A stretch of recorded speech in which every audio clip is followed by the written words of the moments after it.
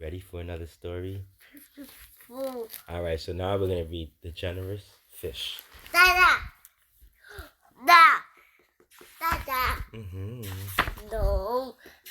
6. Okay. Say. Long ago, Reuben lived with his father in a village perched on a cliff above a wide blue sea. Cast your bread upon the waters, Papa told Reuben, just before leaving on a long trip, and always be good to others. While Papa was away, Reuben ate his breakfast by the shore. In the water, he saw a tiny golden fish. Remembering his father's words, Reuben shared his bread. This went on for many days until one morning Reuben arrived to see a giant fish leaping before him. Shalom, the fish called. Thank you for the bread. What? Reuben stepped back. My name is Nisim, the fish said. Play with me in the waves. Reuben didn't have to be asked twice. He waded into the water, laughing as the gleaming fish jumped in circles around him. The people of the village watched from above.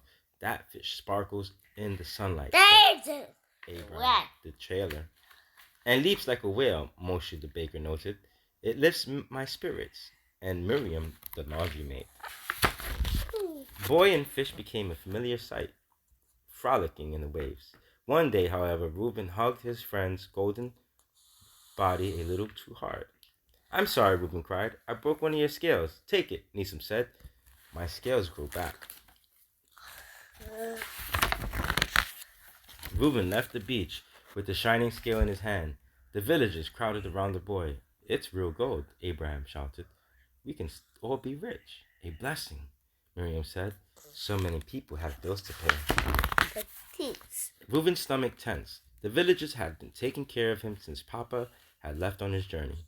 Should he ask Nisim to share his scales? I could speak to the fish, he'd offered. It talks? The rabbi questioned. Yes, Reuben answered, and he's very friendly. Every villager had different problems. Deborah wanted to buy clothes for her children, and old Joseph needed money for a cane.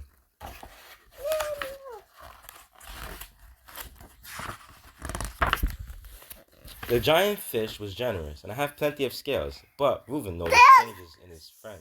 You're losing your glow. It's only temporary, the fish said. More and more villagers came for a golden scale. No. You can't jump as high, Reuben worried. I'm tired, Nisim panted. The villagers were taking too much. The boy realized. That evening, Daniel the scholar came to the shore, and Reuben pleaded. The fish had given all he can. I only want one, Daniel argued, so I can continue my studies. It's a good reason. Nisim wheezed from the water. She eats. As Daniel walked away with his prize, Reuben looked at the fish in alarm. You only have one scale left. And Reuben raced up to the village to share the news. The people were not happy. Why didn't he grow more? They asked. You took them too quickly, Reuben cried. We need those golden scales, they said. So does the fish. And Reuben stormed off, leaving the villagers to stare at each other. In the morning, Nisim only nibbled his bread. Too weak to eat. I'll protect you, Reuben promised. But how? Reuben was just a boy, and the villagers were like his family. When he saw the rabbi leading a group down the steps to the shore, his knees trembled. Still, he bravely stretched out of his arms, blocking the path. Leave my friend alone, Reuben said. We came to help, the rabbi answered. You did? Reuben was shocked. You. We brought honey, Moshe held out of a jar. Bye. It soothes. And soup. Deborah lifted a pot. Reuben wasn't sure honey or soup would help, but he let the villagers try. They seemed truly sorry. You reminded us, the rabbi said, all creatures are very important. Bye. Bye. In time, Nisim ate better. He coughed less each day, and he swam a little more until finally he had the strength to flip in the water. Look at my belly, Nisim called. New scales! Reuben hugged his friend very, very gently, and the villagers cheered. And from that day to this, if you're lucky, you might spot a giant golden fish leaping in the waves and glistening in the sun. The author's note: the generous fish was inspired by two Jewish tales. One was a folk tale called "Cast Your Bread Upon the Waters," which I found in Ellen Frankel's The Classic Bye. Tales and Ben Gorin's Mimicker Yisrael. In this story, a father instructs his son with the biblical verse from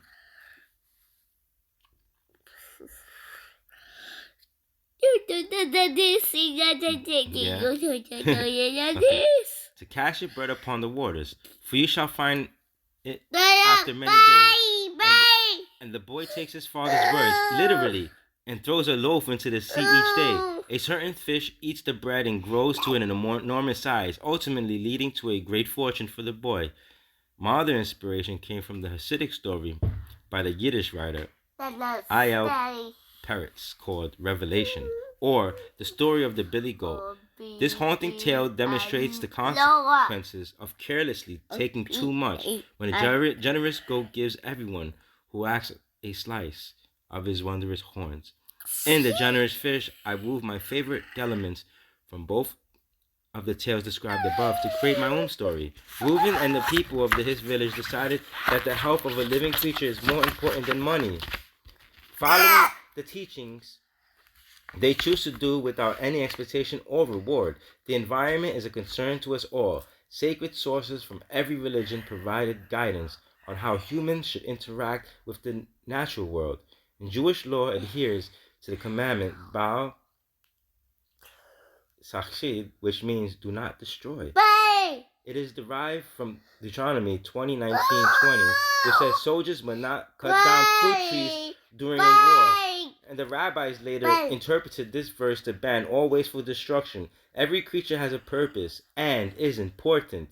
In economics, there is a problem known as the tragedy of the commons, and it refers to the importance of using resources responsibly, with the community in mind rather than behaving only in one's self-interest. While we might have an urgent reason for needing something, just as the villagers did in The Generous Fish, depleting a resource hurts everyone in the long run. As Pope John Paul II said, the earth will not continue to offer its harvest except with faithful stewardship. And we cannot say we love the land and then take steps to destroy it for use by future generations. You like that story, Noah? You gotta go potty? Yes. Okay, let's go potty. Yeah. You silly guy.